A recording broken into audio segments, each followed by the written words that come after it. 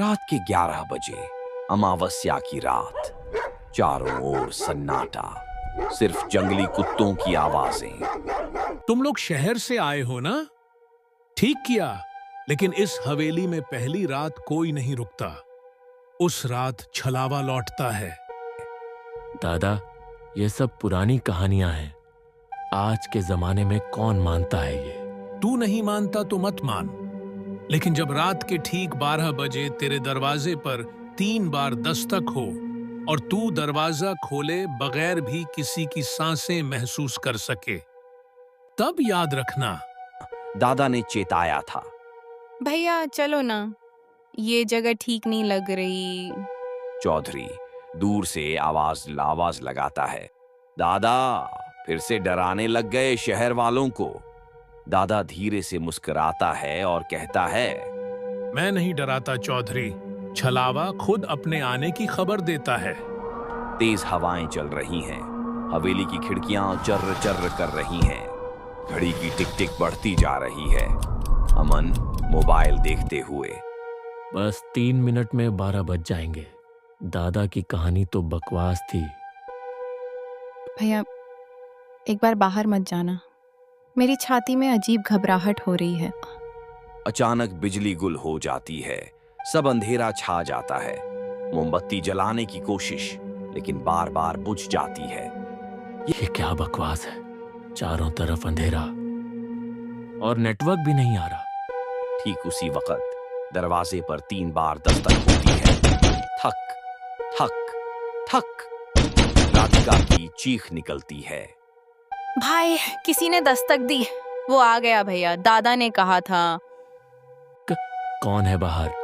जवाब दो। बाहर कोई नहीं बोलता, सिर्फ खामोशी, और धीरे धीरे दरवाजे के नीचे से किसी साए की परछाई अंदर सरकती है। राधिका की आंखें फटी की फटी रह जाती हैं। वह कांपते हुए कहती है, भैया वो अंदर आ गया, लेकिन दरवाजा तो बंद है। अमन मोमबत्ती जलाता है और दीवार पर एक और साया दिखता है, जो धीरे धीरे छत की तरफ चढ़ने लगता है। ये कोई मजाक नहीं है, हमें यहाँ से निकलना होगा। फोन पर दादा की आवाज खुद ब खुद सुनाई देने लगती है, बिना किसी कॉल के। अब भाग मत, अब जो आया है वो पहली रात का बकाया लेने आया है। अमन और राधिका डरते डरते सीढ़ियों से ऊपर जा रहे हैं। हर कदम पर लकड़ी की सीढ़ियां चरमराती हैं। हवा अब और भी ठंडी हो गई है, जैसे कोई साया उन्हें छू रहा हो। राधिका कांपती आवाज का इसमें, भैया ऊपर मत चलो, वहां कुछ है, कोई है। अमन काफी घबराया हुआ लेकिन साहस दिखाते हुए, हमें देखना ही होगा कि ये सब हो क्या रहा है। भाग के कुछ नहीं होगा। ऊपर की मंजिल पर एक कमरा है, जिसके दरवाजे पर ताला लटका है, लेकिन दरवाजा खुद ब खुद धीरे से खुल जाता है। चीं। कमरे में घना अंधेरा, लेकिन बीचों बीच जमीन पर एक लड़की की आत्मा झुकी हुई बैठी है। पैरों में जंजीरें बंधी हैं और उसकी पीठ पर खून के धब्बे। भैया ये लड़की कौन है? आत्मा की गर्दन धीमे से घूमती है, लेकिन पूरा चेहरा नहीं दिखता, बाल बिखरे हुए। देर हो गई, तुमने दादा की बात नहीं मानी, अब कोई नहीं बचेगा। जैसे ही वो बोलती है, कमरे की दीवारें हिलने लगती हैं, हवेली कांपती है और बाहर अचानक बारिश शुरू हो जाती है। तभी अचानक अमन के जेब में फिर से दादा की आवाजें जाती है, बिना फोन कॉल के। उस आत्मा का नाम रचना है। उसे 70 साल पहले इसी हवेली में जिंदा जला दिया गया था। वो हर अमावस्या की रात अपने कातिल की तलाश में लौटती है। अगर उसे इस बार मोक्ष नहीं मिला, तो अगली सुबह सूरज नहीं निकलेगा। मोक्ष कैसे? क्या करें हम? कमरे में जो पुराना आईना है, उसके पीछे रचना की आखिरी चिट्ठी छुपी है। उसे पढ़कर उसकी आखिरी इच्छा पूरी करो, वरना तुम दोनों उस हवेली का हिस्सा बन जाओगे। कमरे के कोने में एक टूटा हुआ पुराना आईना लटका है। हवा इतनी तेज चल रही है कि खिड़कियां अपने आप खुल बंद हो रही हैं। अमन कांपते हाथों से आईने को हटाता है। आईने के पीछे दीवार में छुपा हुआ एक पुराना लिफाफा चिपका होता है। उस पर खून के धब्बे और जली हुई राख लगी है। भैया, यही है रचना की चिट्ठी। अमन लिफाफा निकालता है और खोलता है। जिसने मुझे जलाया उसका नाम विजय सिंह है। वो हवेली का मालिक था जिसने मुझे अपवित्र कहकर जिंदा जलवा दिया क्योंकि मैंने उसे शादी से इनकार किया था। मेरी आत्मा तब तक नहीं जाएगी जब तक उसे सबके सामने कातिल घोषित न किया जाए और मेरे नाम से एक दिया जलाकर मुझे बेटी मानकर मोक्ष न दिया जाए। जो ये करेगा उसे मेरी आत्मा छू नहीं पाएगी, वरना कोई नहीं बचेगा।